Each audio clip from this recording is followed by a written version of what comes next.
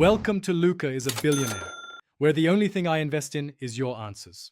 You start by treating this like a narrow investigation.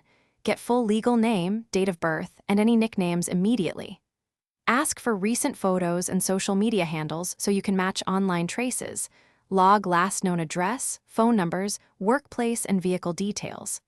Once done, document the exact time and location last seen, clothing, witness names, and any medical needs. These facts drive search priority and inform law enforcement and volunteer teams. You pivot to parallel digital and field work. Search social platforms for recent posts, message history, geotags, and login timestamps to establish an online timeline. Meanwhile, request local CCTV and transit records, review rideshare receipts, and check hospitals, shelters, and pawn shops for matches. Once digital leads appear, coordinate volunteers into grid searches and canvases, assign areas and maintain canvas logs, so leads are tracked and redundant efforts are minimized.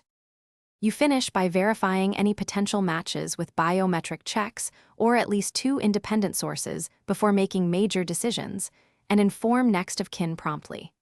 If you hit a wall, escalate the case to law enforcement missing persons units and submit records to national databases for wider reach.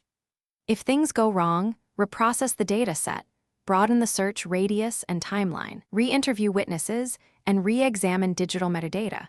Small overlooked details often unlock stalled investigations. Thanks for watching and please subscribe. It's the best investment you'll ever make.